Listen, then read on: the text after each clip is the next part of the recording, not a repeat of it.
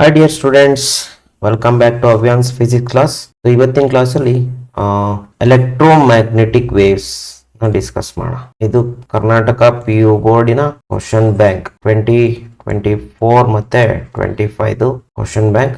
So ಇದರಲ್ಲಿರೋ question discuss ಮಾಡಿದ್ರೆ ಸಾಕಾಗ್ತದೆ ಬೋರ್ಡ್ ಎಕ್ಸಾಮ್ಸ್ಗೆ. ಇಟ್ಸ್ ಮೋರ್ ದೆನ್ ಸೊ ಇದರಲ್ಲಿ ಫಸ್ಟ್ ಏನ್ ಮಾಡೋಣ, ಮಲ್ಟಿಪಲ್ ಚಾಯ್ಸ್ ಕ್ವಶನ್ಸ್ ತಗೋಣ. So first one, displacement current is produced due to ಅಂತ ಹೇಳ್ತಾರೆ. ಡಿಸ್ಪ್ಲೇಸ್ಮೆಂಟ್ ಕರೆಂಟ್ ಹೇಗ್ ಬರುತ್ತೆ ಅಂತ. ಸೊ ಎರಡು ರೀತಿ ಕರೆಂಟ್ ಇದೆ, ಒಂದು ಡಿಸ್ಪ್ಲೇಸ್ಮೆಂಟ್ ಕರೆಂಟ್, ಇನ್ನೊಂದು ಕಂಡಕ್ಷನ್ ಕರೆಂಟ್ ಅಂತ ಬರೆದ್ ಬಿಡ್ತೀನಿ.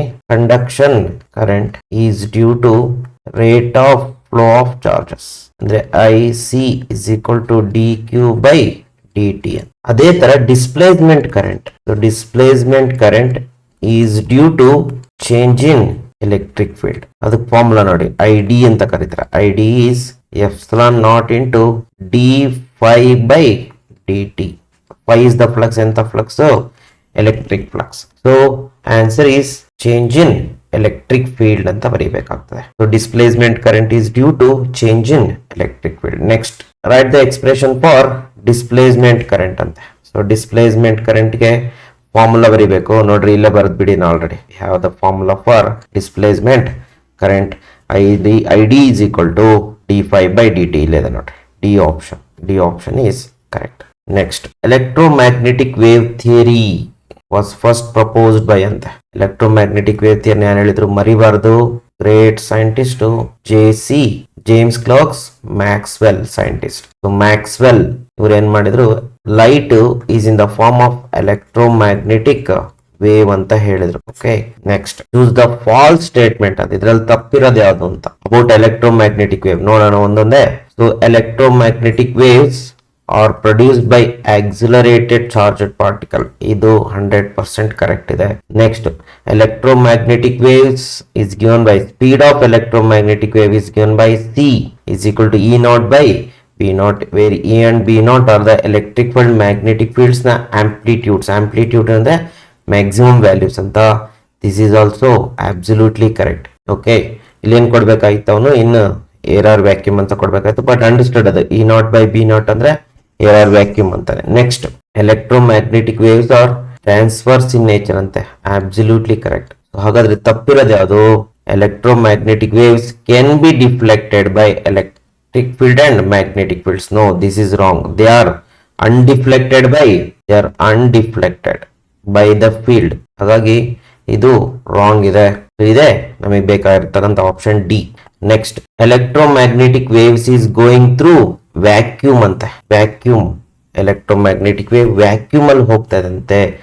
And it is described by the equations E is equal to E naught kx minus omega t and P is equal to B naught into kx minus omega t. Then ಅಂತ ಕೇಳಿದ್ರೆ, so vacuum ಅಲ್ಲಿ ಹೋಗ್ತಾ ಇದ್ರೆ 100% ನಾವು ಈಗ ತಾನೇ equation ಕಲ್ತ್ವಿ, E naught by B naught is always equal to C ಇರುತ್ತೆ. C ಅಂದ್ರೆ ಇಲ್ಲಿ velocity of light in vacuum. ಹಾಗಿದ್ರೆ ಇಲ್ಲಿ ಯಾವ್ದು ಆಪ್ಷನ್ ಕಾಣಿಸ್ತಲ್ಲ ನಮ್ಗೆ. ಸೊ ನಾವೇನ್ ಮಾಡೋಣ, ಇದೊಂದು ಈಕ್ವೇಶನ್ ತಗೊಳ್ಳೋಣ ನೋಡ್ರಿ. K X minus omega T. ನಮಗೆ ಗೊತ್ತು velocity of any wave is given by velocity of a wave. Let me write here. Velocity of a wave, ಯಾವುದೇ ವೇವ್ ಆಗಿರ್ಬೋದು, V can be written as F lambda general ಆಗಿ. So V is equal to, ಇಲ್ಲಿ F ಅನ್ನ ಏನಂತ ಬರಿಬಹುದು ಅಂದ್ರೆ, ನೋಡ್ರಿ ಇನ್ನೊಂದ್ ಎರಡು ಇಕ್ವೇಶನ್ ತಗೊಳ್ಬೇಕಾಗ್ತದೆ. ಏನಂತಂದ್ರೆ omega can be written as 2πf and lambda and k is propagation constant. k ಏನಂತ ಬರೆಯಬಹುದು ಅಂದ್ರೆ 2π by lambda. ಹಾಗಾದ್ರೆ ಇಲ್ಲಿ f ಜಾಗದಲ್ಲಿ ಏನಂತ ಬರೀಬಹುದು? ಒಮೆಗಾ ಬೈ 2π and lambda ಜಾಗದಲ್ಲಿ ಏನಂತ ಬರೀಬಹುದು? 2π by k ಅಂತ ಬರೀಬಹುದು. ಸೊ ಇಲ್ಲಿ ಇದೆರಡು ಕ್ಯಾನ್ಸಲ್ ಆಗುತ್ತೆ, 2π. ಹಾಗಾದ್ರೆ ಉಳಿಯುವಂತದ್ದು velocity can be written as omega by K. ಹಾಗಾದ್ರೆ ಇದು ಡೈಮೆನ್ಷನಲಿ ಕರೆಕ್ಟ್. ಹಾಗಾಗಿ ನಾವಿಲ್ಲಿ ಏನಂತ ಬರೀಬಹುದು? E naught by B naught is equal to velocity of light that can be written as omega by K. ಅಂದ್ರೆ ಒಮೆಗಾ ಬೈ ಕೆ ಅಂತ ಕೊಟ್ಟಿದ್ದಾರೆ. So this is the formula. ಇದೆಲ್ಲಿದೆ ನೋಡೋಣ. ಇದನ್ನ ನೋಡಿ, ಕ್ರಾಸ್ ಮಲ್ಟಿಪ್ಲೈ ಮಾಡ್ಕೊಂಡ್ರೆ ಈಗ ಕಾಣುತ್ತಾ? E naught into K is equal to B naught into omega ಅಂತಾನು ಬರಿಬಹುದು ಕ್ರಾಸ್ ಮಲ್ಟಿಪ್ಲೈ ಮಾಡ್ಕೊಂಡ್ರೆ. ಇಲ್ಲಿದೆ ನೋಡ್ರಿ ಆಪ್ಷನ್. ಸೊ ಈ ತರ ಬರುತ್ತೆ ನಮಗೆ. ನೆಕ್ಸ್ಟ್, ಹೋಪ್ ನಿಮ್ಗೆ ಇದು ಅರ್ಥ ಆಗಿದೆ ಅನ್ಕೊಂಡಿದೀನಿ. ನೆಕ್ಸ್ಟ್ ಕ್ವಶನ್ ನೋಡೋಣ. Out of the following options one can be used to produce propagating electromagnetic wave. ಏನಿಲ್ಲ, ವೆರಿ ಸಿಂಪಲ್ ಕ್ವಶನ್. ನಿಮ್ಗೆ ಆನ್ಸರ್ಸ್ ನೋಡಿದ್ರೆ ಗೊತ್ತಾಗುತ್ತೆ. Charges particle, accelerated particle, moving particle with constant velocity, stationary charge. ಇಲ್ಲಿ ಏನ್ ಕೇಳಿದಂದ್ರೆ source of electromagnetic wave ಕೇಳಿದಾನೆ. 100% source of electromagnetic waves are accelerated charged particles. Next, which electromagnetic wave used in long range communication. Communication purpose ಅಲ್ಲಿ use ಮಾಡೋದು gamma ರೇ use ಮಾಡಲ್ಲ, infrared use ಮಾಡಲ್ಲ, micro use ಮಾಡಲ್ಲ. ಲಾಂಗ್ ರೇಂಜ್ ಕಮ್ಯುನಿಕೇಶನ್ ಅಲ್ಲಿ use ಮಾಡುವಂಥದ್ದು radio waves. Next, increasing order of their wavelength of infrared, micro and UV and gamma rays ಅಂತೆ. Wavelength increasing order ಅಲ್ಲಿ ಬರಿಬೇಕಂತೆ. ಅಂದ್ರೆ ಶಾರ್ಟರ್ ವೇವ್ ಲೆಂತ್ ಇಂದ longer wave length ಕಡೆಗೆ ಬರೀಬೇಕು ನೋಡ್ರಿ. ಇದರಲ್ಲಿ 100% ಫಸ್ಟ್ ಬರುವಂತದ್ದು ಯಾವುದು? ಗಾಮಾ. ಗಾಮಾ ರೇ ಆದ್ಮೇಲೆ ಬರೋದು ಎಕ್ಸ್ರೇ. ಎಕ್ಸ್ರೇ ಆದ್ಮೇಲೆ ಬರೋದು ಯುವಿ. ಯುವಿ ಆದ್ಮೇಲೆ ಬರೋದು ವಿಸಿಬಲ್. ವಿಸಿಬಲ್ ಆದ್ಮೇಲೆ ಬರೋದು ಇನ್ಫ್ರಾರೆಡ್. ಇನ್ಫ್ರಾರೆಡ್ ಆದ್ಮೇಲೆ ಬರೋದು ಮೈಕ್ರೋ. ಮೈಕ್ರೋ ಆದ್ಮೇಲೆ ಬರೋದು ರೇಡಿಯೋ ವೇವ್ಸ್. ಇದ್ರಲ್ಲಿ ನೋಡ್ರಿ ಯಾವ್ಯಾವ ಕೊಟ್ಟಿದ್ದಾನೆ ನೋಡ್ಕೊಳ್ವ. ಯಾವ ಕೊಟ್ಟಿದ್ದಾನೆ? ಫಸ್ಟ್ ಗಾಮಾ ಕೊಟ್ಟಿದ್ದಾನ. ಗಾಮಾ ಫಸ್ಟ್ ಬರಬೇಕು. ಅದಾದ್ಮೇಲೆ ಗಾಮಾ ಆದ್ಮೇಲೆ ಯು ವಿ ಬರಬೇಕು. ಗಾಮಾ ಆದ್ಮೇಲೆ ಯು ವಿ. ಯು ವಿ ಆದ್ಮೇಲೆ ಇನ್ಫ್ರಾರೆಡ್. ಇನ್ಫ್ರಾರೆಡ್ ಆದ್ಮೇಲೆ ಮೈಕ್ರೋವೇವ್ಸ್. ಸೊ ಇಲ್ಲಿದೆ ನೋಡ್ರಿ order. So this is the order of wave lengths. Next question number 9. Ultraviolet region of electromagnetic waves lies between ಅಂತೆ. ಹಾಗೆ ನೋಡ್ತಾ ಹೋದ್ರೆ ಪ್ರೀವಿಯಸ್ ಎಲೆಕ್ಟ್ರೋಮ್ಯಾಗ್ನೆಟಿಕ್ ಸ್ಪೆಕ್ಟ್ರಮ್ ಅಲ್ಲಿ ಯಾವ್ದಾದ್ರ ಮಧ್ಯ ಯು ವಿ ಯಾವ ರೀಜನ್ ಮಧ್ಯ ಬರುತ್ತೆ ಅಂತ. U V comes between visible and X ray. ಹೌದಲ್ಲ, U V comes between U V. ಹಾಗಾದ್ರೆ ಎಕ್ಸ್ರೇ ಮತ್ತೆ ವಿಸಿಬಲ್ ರೀಜನ್ ಮಧ್ಯ ಬರ್ತಕ್ಕಂಥದ್ದು lies between these two. So A option is correct. Next, wave length of X rays ಅಂತೆ. Wave length of X rays ನಮಗೆ ಗೊತ್ತಿದೆ 1 nanometre ಇಂದ 10⁻³ nanometre range ಅಲ್ಲಿ ಇರುತ್ತೆ. ಬೇಕಾದ್ರೆ ನಾವು ಅದಕ್ಕೆ ಎಲೆಕ್ಟ್ರೋಮ್ಯಾಗ್ನೆಟಿಕ್ ಸ್ಪೆಕ್ಟ್ರಮ್ ನ ನೋಡ್ಬೋದು. ಅದನ್ನ ಒಂದು ಟೇಬಲ್ ಅನ್ನ ಇಲ್ಲಿ ಕೊಡ್ತೀನಿ, ಚೆಕ್ ಇಟ್ ಒನ್ಸ್. ಅದರ wave length range, frequency range ಎಲ್ಲವನ್ನು ನೋಡ್ಕೊಳ್ಳಿ. ಯಾಕೆಂದ್ರೆ ಈ ತರ ಕ್ವಶನ್ಸ್ ಜನರಲ್ ಆಗಿ ಕೊಡ್ತಾ ಇರ್ತಾರೆ. ವೇವ್ ಲೆಂತ್ ರೇಂಜ್ ಎಷ್ಟೆಷ್ಟು ಬರುತ್ತೆ ಯಾವ್ದಾದ್ರದ್ದು ಅಂತೇಳಿ. So let me show you the electromagnetic spectrum. Okay students, ಇಲ್ಲಿ ನೋಡಿ ಚೆನ್ನಾಗಿ ಇಲ್ಲಿಸ್ಟ್ರೇಟ್ ಮಾಡಿದ್ದಾರೆ. These are gamma rays and okay ನೋಡ್ರಿ ಗಾಮಾ ರೇಸ್ ಇದೆ ಅಲ್ಲಿ. Then X-rays, then U V, then infrared, then micro, then radio waves. ಇದು wavelength in nanometres ಅಲ್ಲಿ ಕೊಟ್ಟಿದ್ದಾರೆ. ಇನ್ಕ್ರೀಸಿಂಗ್ ಆರ್ಡರ್ ಕೊಟ್ಟಿದ್ದಾರೆ ನೋಡ್ರಿ. ಗಾಮಾ ನೋಡ್ರಿ ಆಲ್ಮೋಸ್ಟ್ ಇಲ್ಲಿಂದ ಅಲ್ಲಿ ತನಕ ಇರುತ್ತೆ. 0.01 ನ್ಯಾನೋಮೀಟರ್ ಇಂದ ಹಿಡಿದು ಮೋಸ್ಟ್ 1 ನ್ಯಾನೋಮೀಟರ್ ತನಕ ಇರ್ಬೋದು ಹತ್ತತ್ರ. ಓಕೆ ನೆಕ್ಸ್ಟ್ ಎಕ್ಸ್ರೇಸ್ ನೋಡ್ರಿ ಇಲ್ಲಿಂದ ಸ್ಟಾರ್ಟ್ ಆಗುತ್ತೆ. ಎಕ್ಸ್ರೇಸ್ ಇಲ್ಲಿಂದ 1 ನ್ಯಾನೋಮೀಟರ್ ಇಂದ ಹಿಡಿದು 1 ಪೈಕೋಮೀಟರ್ ತನಕ ಸ್ಟಾರ್ಟ್ ಆಗುತ್ತೆ. ಓಕೆ ಸಾರಿ 1 ಪೈಕೋಮೀಟರ್ ಇಂದ 1 ನ್ಯಾನೋಮೀಟರ್ ತನಕ. ನೆಕ್ಸ್ಟ್ ಓಕೆ ನಿಮ್ಗಿದು ಕನ್ಫ್ಯೂಷನ್ ಇದ್ರೆ ಸಪೋಸ್ ಇದನ್ನ ಜ್ಞಾಪಕ ಇಟ್ಕೊಂಡ್ಬಿಡಿ. ಬೆಸ್ಟ್ ದಿಸ್ ಟೇಬಲ್ ಬಟ್ ಇಲ್ಲಿ ಸ್ಟ್ರೇಟ್ ಮಾಡಿದೀನಿ ಅಷ್ಟೇ. ನೆಕ್ಸ್ಟ್ ಅದಾದ್ಮೇಲೆ ಅಲ್ಟ್ರಾವೈಲೆಟ್ ಇಲ್ಲಿಂದ ಅಲ್ಲಿ ತನಕ ಇರುತ್ತೆ. ಇಲ್ಲಿಂದ ಅಲ್ಲಿ ತನಕ ವಿಸಿಬಲ್. ಇದನ್ನ ಝೂಮ್ ಮಾಡಿದ್ದಾರೆ ಹೀಗೆ. ಓಕೆ ಝೂಮ್ ಮಾಡಿದ್ದಾರೆ. ಇಲ್ಲಿಂದ ವೈಲೆಟ್ ಇಂದ ಹಿಡಿದು ರೆಡ್ ತನಕ. ಇದೆಲ್ಲಿಂದ ಅಲ್ಲಿ ತನಕ ಇರುತ್ತೆ 400 ನ್ಯಾನೋಮೀಟರ್ ಇಂದ ಹಿಡಿದು 700 ನ್ಯಾನೋಮೀಟರ್ ತನಕ ಇರುತ್ತೆ ವಿಸಿಬಲ್ ರೇಂಜ್ ಇದು. ಅದಾದ್ಮೇಲೆ infrared, micro, then radio. Corresponding frequencies ಕೊಟ್ಟಿದ್ದಾರೆ. ಈ ಟೇಬಲ್ ಜಸ್ಟ್ ಇಲ್ಲಿಸ್ಟ್ರೇಷನ್ ಗೆ ಹೇಳ್ತೀನಿ. Better you go for this table. This table is better. ಯಾಕಂದ್ರೆ ವೇವ್ ಲೆಂತ್ ರೇಂಜ್ ಕರೆಕ್ಟ್ ಆಗಿ ಕೊಟ್ಟಿದ್ದಾರೆ. ಇಲ್ಲಿ ಲಿಮಿಟ್ ಕೊಟ್ಟಿಲ್ಲ ಅವರು, ಬೌಂಡ್ರಿ. ಇಲ್ಲಿ ಲೆಸ್ ದೆನ್ 10⁻12 ಮೀಟರ್ ಅಂತ ಕೊಟ್ಟಿದ್ದಾರೆ. ಇಲ್ಲಿ ಎಕ್ಸ್ರೇಸ್ ರೇಂಜ್ 1 ನ್ಯಾನೋಮೀಟರ್ 1 ಪೈಕೋಮೀಟರ್ ಇಂದ. ಸೊ ಯು ವಿ 1 ನ್ಯಾನೋಮೀಟರ್ ಇಂದ 400 ನ್ಯಾನೋಮೀಟರ್ ತನಕ. ವಿಸಿಬಲ್ 400 ಇಂದ 750 ತನಕ ಇದೆ. ನಿಯರ್ ಇನ್ಫ್ರಾರೆಡ್ ಅಥವಾ ಇನ್ಫ್ರಾರೆಡ್ 2.5 to 25. ಮೈಕ್ರೋವೇವ್ಸ್ 25 ಮೈಕ್ರೋಮೀಟರ್ ಇಂದ 1 millimetre. Radios greater than 1 millimetre. ನೀವು ತಗೊಳ್ಬೇಕು ಹಿಂಗೆ ತಗೊಳ್ಳಿ.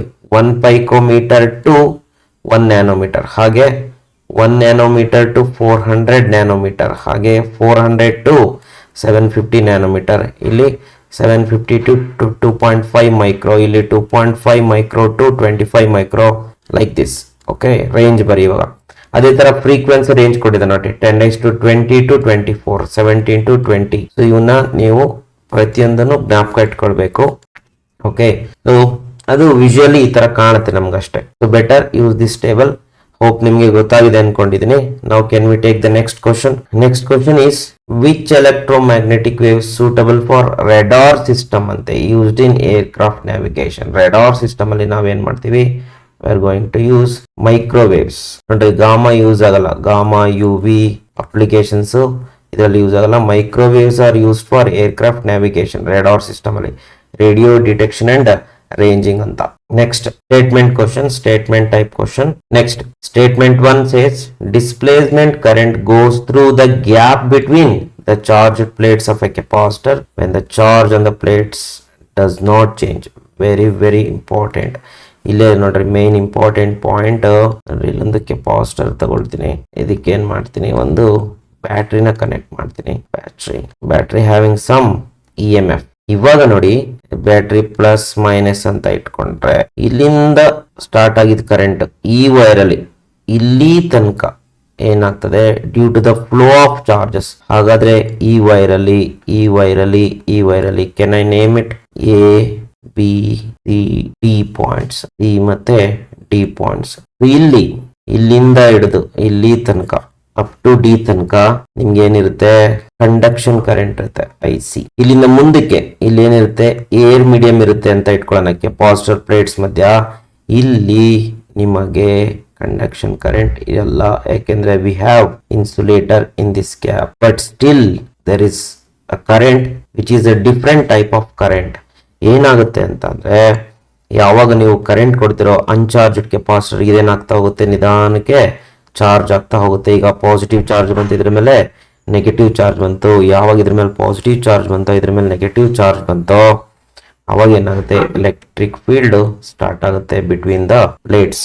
ಸೊ ನೆಕ್ಸ್ಟ್ ಇನ್ಸ್ಟೆಂಟ್ ಅಲ್ಲಿ ನೆಕ್ಸ್ಟ್ ಇನ್ನೇನೋ ಎಕ್ಸ್ಟ್ರಾ ಚಾರ್ಜ್ ಬಂತು, ನೆಕ್ಸ್ಟ್ ಏನಾಯ್ತು, ಎಲೆಕ್ಟ್ರಿಕ್ ಫೀಲ್ಡ್ ಇನ್ನೂ ಜಾಸ್ತಿ ಆಯ್ತು. ನೆಕ್ಸ್ಟ್ ಇನ್ಸ್ಟೆಂಟ್ ಅಲ್ಲಿ ಇನ್ನು ಚಾರ್ಜ್ ಆಗ್ತಿದೆ. ನಾವು it is charging like this 1%. Battery charge ಆಗುತ್ತಲ್ಲ ಹಂಗೆ. So 3%, 4%, 5%. So electric field increase ಆಗ್ತಾನೆ ಹೋಗುತ್ತೆ as we charge the capacitor. So ಈಗ ಚಾರ್ಜ್ ಆಗ್ತಾ ಹೋಗುತ್ತೆ, 99% ಆಯ್ತು ಚಾರ್ಜಿಂಗು.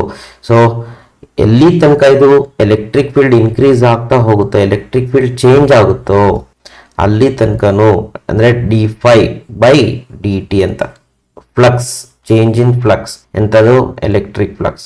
ಅಲ್ಲಿ ತನಕ ಎಂತ ಕರೆಂಟ್ ಇರುತ್ತೆ ಇವೆರಡರ ಮಧ್ಯೆ, ಡಿಸ್ಪ್ಲೇಸ್ಮೆಂಟ್ ಕರೆಂಟ್.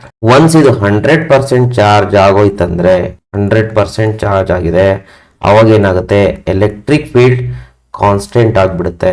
ಯಾವಾಗ ಎಲೆಕ್ಟ್ರಿಕ್ ಫೀಲ್ಡ್ ಕಾನ್ಸ್ಟೆಂಟ್ ಆಗುತ್ತೋ, there is no change in electric flux between the plates, there is no change in electric field between the plates. So ಯಾವಾಗ 100% ಆಗುತ್ತೋ, ಕಂಪ್ಲೀಟ್ ಚಾರ್ಜ್ ಆಗುತ್ತೋ, ಆವಾಗ ಇಲ್ಲಿ ಡಿಸ್ಪ್ಲೇಸ್ಮೆಂಟ್ ಕರೆಂಟ್ ಇರಲ್ಲ.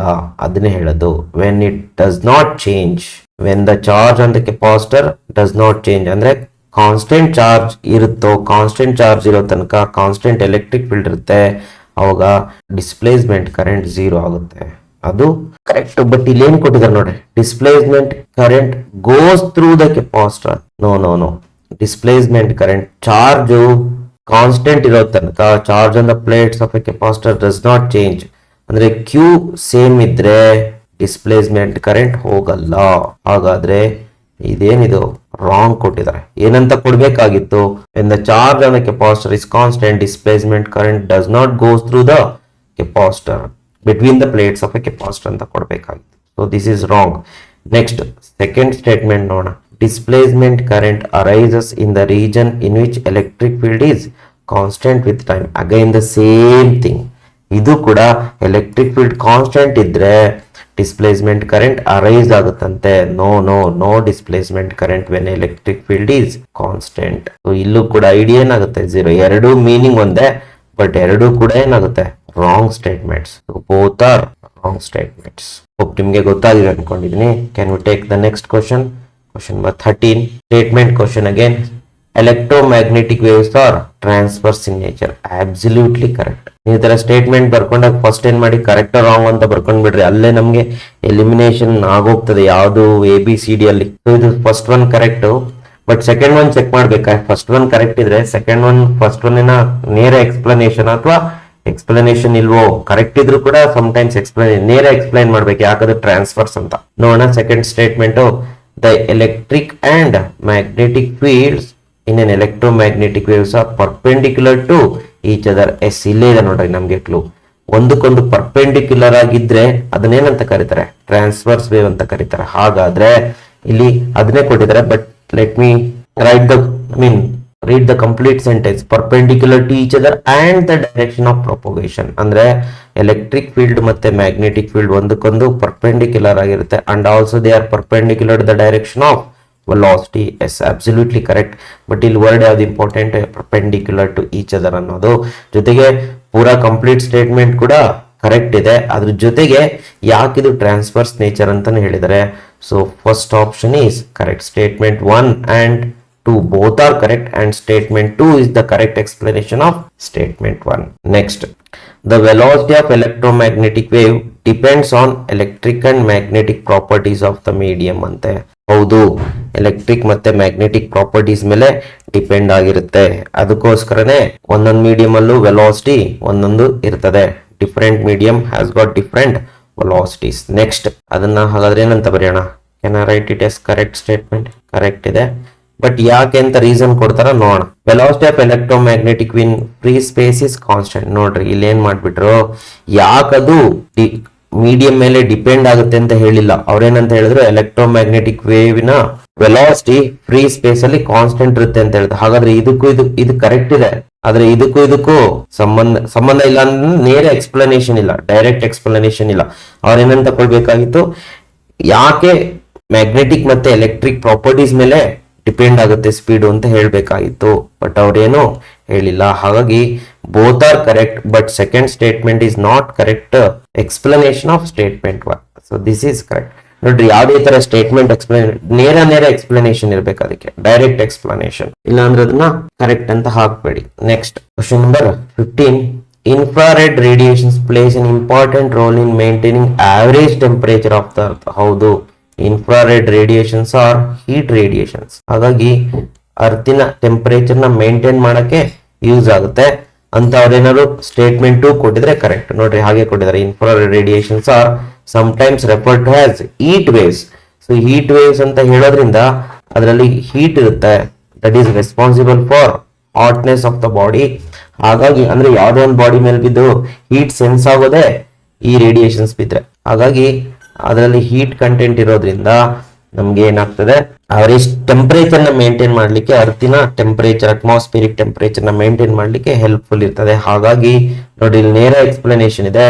So A is the correct option. Both are correct and statement 2 is the correct explanation of statement 1. Next, I think the last question in this chapter, MCQs. Last question, statement 1. Microwaves are used in microwave ovens. Yes, correct ಇದೆ. Microwaves ಅನ್ನ microwave ovens ಅಲ್ಲಿ use ಮಾಡ್ತಾರೆ. Next, ಯಾಕೆ ಅಂತ explanation ಕೊಟ್ಟಿದಾರ. Frequency of microwaves matched with the resonant frequency of water molecules. Yes, this is correct. Actually ಇದು electric polarisation ಅಂತ ಒಂದು ಕಾನ್ಸೆಪ್ಟ್ ಬರುತ್ತೆ. ಸೊ ಅಲ್ಲಿ ಎಕ್ಸ್ಪ್ಲೈನ್ ಮಾಡ್ತೀವಿ ನಾವು ಹೇಗೆ ನಾವು ಮೈಕ್ರೋವೇವ್ಸ್ ಅಲ್ಲಿ ಮಾಲಿಕ್ಯೂಲ್ಸ್ ವೈಬ್ರೇಟ್ ಆಗುತ್ತೆ. ಯಾವ ವೈಬ್ರೇಟ್ ಆಗುತ್ತೋ ದೇ ಪ್ರೊಡ್ಯೂಸ್ ಹೀಟ್. ಅದೇ ಕಾನ್ಸೆಪ್ಟ್ ನಲ್ಲಿ ವರ್ಕ್ ಆಗುವಂಥದ್ದು. 100% ಇದು ಕರೆಕ್ಟ್ ಎಕ್ಸ್ಪ್ಲನೇಷನ್. ಹಾಗಾಗಿ ಎ ಏನಿದೆ ಅದು correct. Statement 1 and 2 both are correct, and statement 2 is the correct explanation of statement 1. Okay students, ಇಲ್ಲಿಗೆ MCQs ಕಂಪ್ಲೀಟ್ ಆಗುತ್ತೆ. ನೆಕ್ಸ್ಟ್ ಕ್ಲಾಸ್ ಅಲ್ಲಿ ಏನ್ ಮಾಡೋಣ, 2 ಮಾರ್ಕ್ ಕ್ವಶನ್. ಇದರಲ್ಲಿ ಬರೀ ಇರೋದೇ 2 ಮಾರ್ಕ್ ಕ್ವಶನ್ಸ್, ಡಿರೈವೇಶನ್ಸ್ ಇಲ್ಲ.